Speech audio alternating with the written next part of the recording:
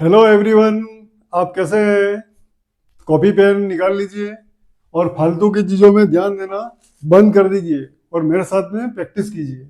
Maths class 10 1 mark question है। मैं दो क्वेश्चन लेकर आया हूँ।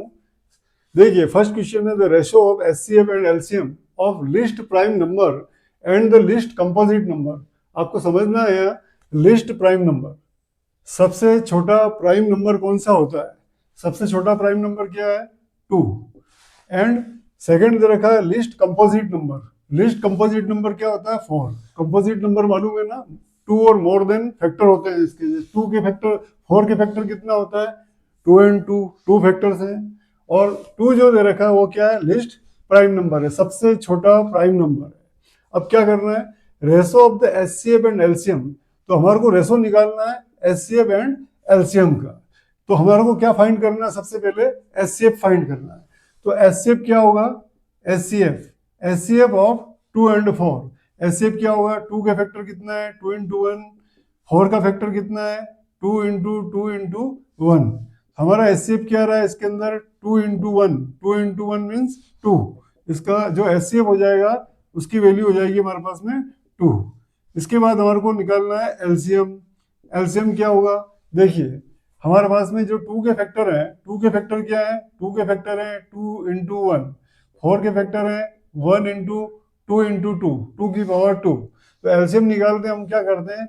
जो ऑल फैक्टर्स लेते हैं, ठीक है, और उसकी हाईएस्ट पावर, ठीक है, ऑल फैक्टर्स 1 है, 1 दे रखा है, उसके बाद 2 दे रखा है, इधर क्या 2 की पावर 2 है, हाईएस्ट पावर लेंगे 2 की पावर 2, मल्टीप्लिकेशन किया, इसके बाद इसका रिजल्ट क्या रहा है? 4। तो हमारा एलसीएम हो जाएगा 4। ठीक है, एलसीएम और एचसीएफ हमने फाइंड कर लिया। हमारे को पूछा है ratio of HCF and LCM. HCF और एलसीएम का रेशियो पूछा है। क्या लिखेंगे? HCF is to LCM. ठीक है, एचसीएफ क्या रहा हमारा? एचसीएफ उठाना है 2 इज टू, क्या हो जाएगा? एलसीएम क्या हो रहा है? 4। कैंसिल हो रहा है तो कैंसिल करना है 2 की टेबल से। क्या रहा रिजल्ट इसका? 1:2। तो आंसर हो जाएगा हमारा 1:2। बच्चे गलती क्या करते हैं? प्राइम नंबर ले लेते हैं, लिस्ट नंबर 2 और 4। ठीक है, यहाँ तो ठीक है 1:2 हो रहा है, इसका भी जो रिजल्ट आ रहा है 2 4 का 1:2 हो रहा है। कभी कभी दूसरे नंबर भी हो सकते हैं तो रेशो कुछ अलग भी आ सकता है। तो आपको क्या करना है? दोनों लिस्ट प्राइम नंबर और कंपोजिट नंबर जो दे रखा है लिस्ट, उन दोनों को लेना है और उनका एचसीएफ फाइंड करना है और एलसीएम। फिर आपको क्या करना है? रेशो निकालना है। तब आपका आंसर हो जाएगा ये वाला, फर्स्ट वाला जो ऑप्शन है वो आंसर हो जाएगा। ठीक है, तो आप लोगों को समझ में आ रहा है? 1 मार्क क्वेश्चन को मिनिमम टाइम में करने के लिए प्रैक्टिस करनी होगी आपको। सेकंड क्वेश्चन है हमारे पास में 7560 इक्वल टू 2 की बेस क्या हो रहा है? 3 into 3 base power p into Q into 7 आ रहा है।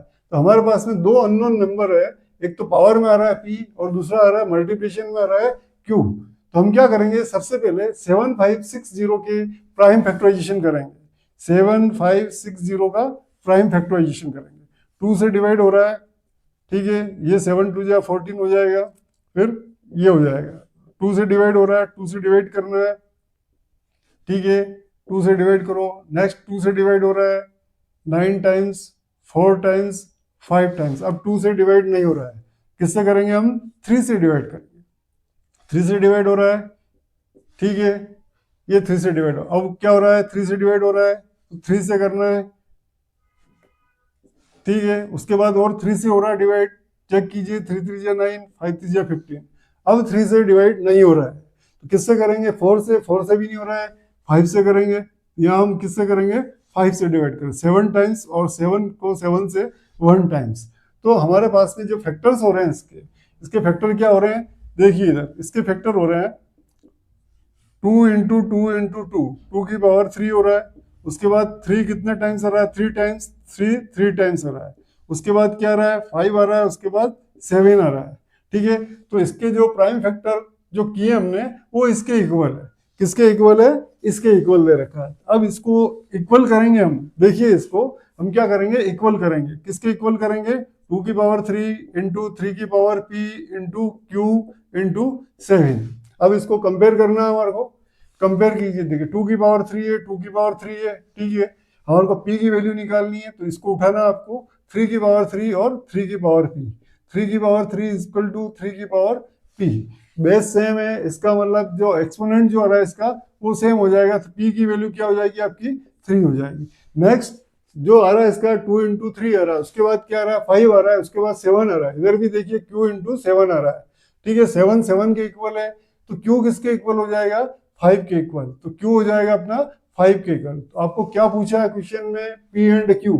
तो फर्स्ट जो दे रखा है p, तो p की वैल्यू क्या हो जाएगी 3 और q की वैल्यू क्या हो जाएगी 5। तो अपना ऑप्शन नंबर बी जो होगा राइट ऑप्शन हो जाएगा। ठीक है, 3,5 यानी कि p की वैल्यू क्या आ रही है 3 आ रही है और q की वैल्यू क्या आ रही है 5।